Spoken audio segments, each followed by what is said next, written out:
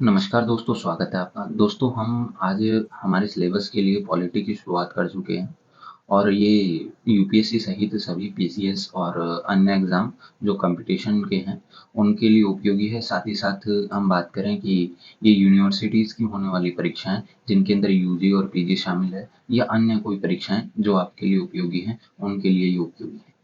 मेनतः इसका जो फ़ोकस है, वो यूपीएससी के लिए है। चलिए दोस्तों, हम सबसे पहले हिस्टोरिकल एवोल्यूशन और फीचर्स की बात कर लेते हैं, अर्थात हमारे ऐतिहासिक विकास और उसकी विशेषताएं। अब हम सबसे पहले क्या पढ़ेंगे? सबसे पहले हम पढ़ेंगे संविधान का महत्व, संविधान का ऐतिहासिक विकास अर्थात historical evolution of the constitution, संविधान सभा, कॉन्स्टिट्यूशन असेंबली। फिर उसके बाद हम पढ़ेंगे हमारे संविधान के उद्देश्य, फिर भारतीय संविधान की मुख्य विशेषताएं बात करेंगे, फिर यूनिटरी कैरेक्टरिस्टिक्स पढ़ लेंगे, फिर इसके बाद फेडरल एस्पेक्ट को देखेंगे, फिर उसके बाद हम पार्लियामेंट्री सिस्टम ऑफ गवर्नेंस, फिर उसके बाद हम प्रेसिडेंशियल सिस्टम ऑफ गवर्नेंस को समझ लेंगे। इसके बाद हम कंपैरिजन करेंगे between parliamentary and presidential system of government, अर्थात संसदीय और राष्ट्रपति शासन प्रणाली के विभिन्न पहलुओं के बाद चर्चा करेंगे। तो दोस्तों हम सबसे पहले यहाँ से स्टार्ट करेंगे और स्टार्ट करते हुए हम डायरेक्ट यहाँ मतलब जब हमारा राष्ट्रपति और संसदीय प्रणाली के अंदर जो 10 टॉपिक्स हैं यहाँ तक हम ये पढ़ लेंगे, तो तब हमारा ऐतिहासिक विकास और उसकी विशेषताएं हमारी कंप्लीट हो जाएगी और हमें सबसे महत्वपूर्ण कुछ टॉपिक्स पर ध्यान देना है और वो है हमारा संविधान का महत्व, कॉन्स्टिट्यूशनल असेंबली, ठीक है। और ये तो आपके कंसेप्ट बेस्ड हैं। इसके बाद तो ये पूरा महत्वपूर्ण है हमारे लिए। तो दोस्तों मैं हूँ आपके साथ अंकित और हम स्टार्ट करते हैं अपनी सबसे पहली यात्रा। देखिए दोस्तों, सबसे पहले हमारे रोबो भैया ने क्वेश्चन पूछा है मुझसे कि सर इसकी क्या प्रासंगिकता है, क्या रिलेवेंस है यूपीएससी एस्पिरेंट के लिए। तो कोई ना, मैं आपको बता देता हूँ। दोस्तों देखिए, सबसे पहले तो आप देखेंगे कि आपके कोर सिलेबस है उसका पार्ट है ये। यूपीएससी के पाठ्यक्रम का एक मुख्य घटक है और विशेष रूप से राजनीति, शासन और कानून जैसे विषय प्रारंभिक और मुख्य दोनों परीक्षाओं में उत्तर देने के लिए समान रूप से उपयोगी है। इसलिए संवैधानिक प्रावधानों को समझना बहुत अधिक महत्वपूर्ण है। फिर हम बात करें कि ऐसे और जनरल स्टडीज की, तो ऐसे और जनरल स्टडीज में आपको निबंध लिखने में और प्रश्नों के उत्तर देने में और संवैधानिक सिद्धांतों के महत्वपूर्ण ज्ञान, जिससे कि आप अपना निबंध लिख सकें, उसके लिए बहुत अधिक महत्वपूर्ण है। और फिर संवैधानिक दृष्टिकोण से वर्तमान के जो मामले हैं और सरकारी नीतियां हैं, उनका आप आलोचनात्मक मतलब क्रिटिसिज्म कर सकेंगे। तो ये था हमारा दोस्तों क्या बोलते हैं ऐसे के लिए उपयोगी, क्योंकि ये जो हम टॉपिक पढ़ने वाले हैं वो क्यों किस किस के लिए उपयोगी। फिर हमारे इंटरव्यू के लिए भी उपयोगी है, क्योंकि इंटरव्यू में भी कई बार ऐसे रेंडमली क्वेश्चन पूछ लिए जाते हैं और उनका इनका सबका उद्देश्य आपकी जागरूकता का जो पता लगाना है वो है। मैं फिर हम नैतिकता और अखंडता के लिए कैसे काम आ सकता है ये। संविधान सार्वजनिक सेवाओं के लिए नैतिक निर्देशन प्रदान करता है, जो मुख्य परीक्षा में नैतिकता के पेपर के लिए महत्वपूर्ण है, अर्थात हमारे एथिक्स का जो पेपर है उसके लिए महत्वपूर्ण है। और संविधान के मूल्यों को समझने से कर्तव्य, जिम्मेदारी और ईमानदारी की भावना विकसित होती है। तो ये था हमारे यूपीएससी एस्पिरेंट के लिए जो हम पढ़ने वाले हैं उसका उपयोगी। अब दोस्तों हमने यहाँ कुछ यूज लिया है। दोस्तों हम बात करें कि हैज हैज का मैंने जहाँ यूज लिया है, तो ये सब हेडिंग है, ठीक है।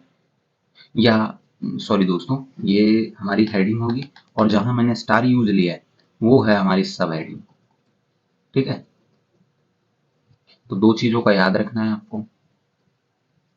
सबसे पहले दोस्तों हम एनसीईआरटी बेस्ड सबसे पहले एक परिभाषा दी गई है हमारे पास, संविधान क्या है, व्हाट इज कॉन्स्टिट्यूशन। देखिए दोस्तों, कॉन्स्टिट्यूशन की डेफिनेशन और पर्पज की बात करें तो संविधान मौलिक सिद्धांतों का एक समूह है जिसके अनुसार जो राज्य है या कोई भी राज्य का संगठन शासित होता है, प्रशासित होता है तथा उसके अनुसार कार्य करता है, उसके उद्देश्यों को पूरित करता है। दोस्तों संविधान की इम्पोर्टेंस आप सामान्य जीवन में तो समझते ही होंगे, लेकिन हम एकेडमिक तौर पर भी एक बार समझ लेते हैं। दोस्तों ये ना फाउंडेशन होता है हमारे गवर्नेंस का।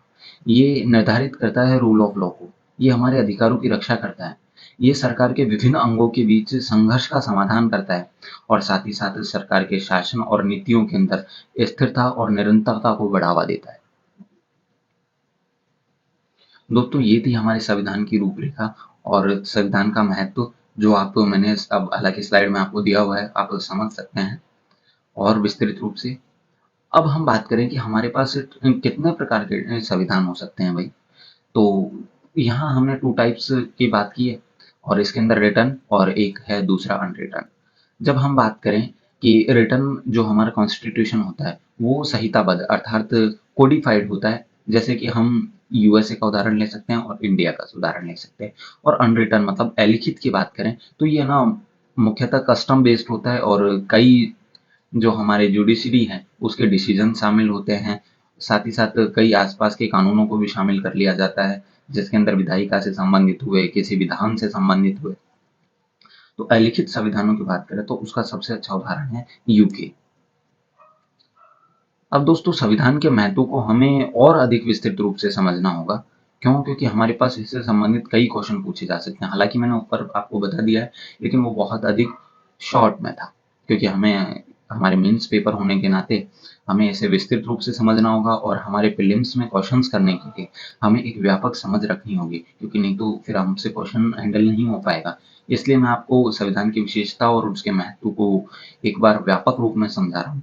दोस्तों सबसे पहले ये है ना, संविधान हमारा वो शासन की नींव होता है, और हम ये समझेंगे भारत के संदर्भ में, क्योंकि हम भारत की ही परीक्षा दे रहे हैं, और आपको पता है कि भारत से टच रहने वाले बहुत सारे क्वेश्चनों पर डायरेक्ट क्वेश्चन पूछ लिए जाते हैं, चाहे वो प्रीलिम्स हो या मेंस हो। जब हम रूल ऑफ लॉ की हम सबसे पहले बात करें, शासन की नींव, फाउंडेशन ऑफ गवर्नेंस होता है संविधान।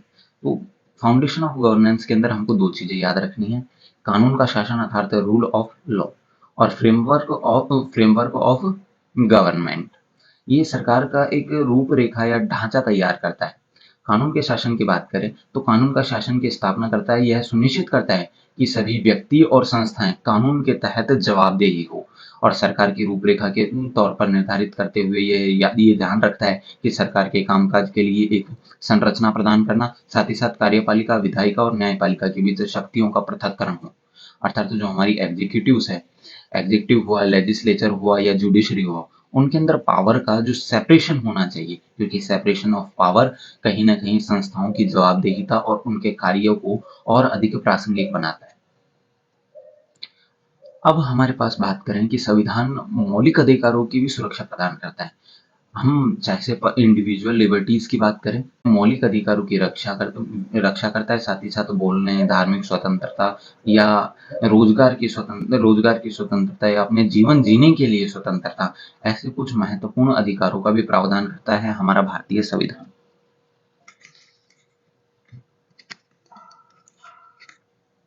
फिर हम बात करें कि मौलिक अधिकारों की तो सुरक्षा करता ही है, उसके अंदर मौलिक अधिकारों की सुरक्षा तब तक नहीं हो सकती जब तक जुडिकल रिव्यू का अधिकार ना हो, क्योंकि न्यायपालिका ही समय समय पर हमारे मौलिक अधिकारों की व्याख्या करती है और उनको निर्धारित भी करती है।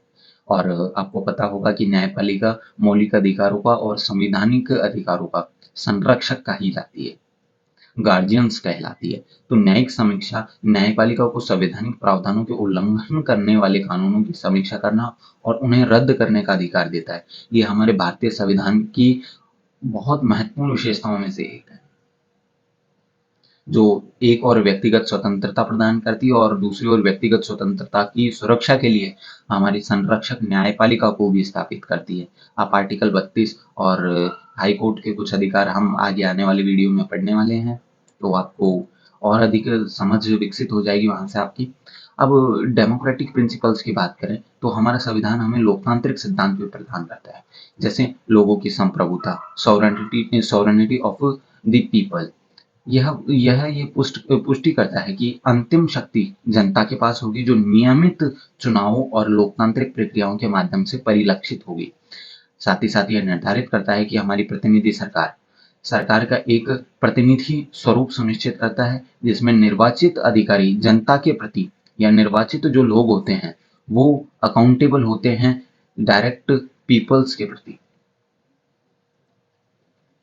अब हम बात करें डीपीएसपी की, तो हमारा संविधान सामाजिक न्याय और आर्थिक सिद्धांतों में संतुलन करने के लिए हमारे समक्ष नीति निर्देशक सिद्धांतों का भी निर्धारण करता है। सामाजिक न्याय अर्थात सोशल जस्टिस की बात करें, सामाजिक और आर्थिक कल्याण के उद्देश्य से नीतियाँ बनाने के लिए राज्य का मार्गदर्शन करता है, जिससे सामाजिक न्याय और समानता सुनिश्चित हो सके।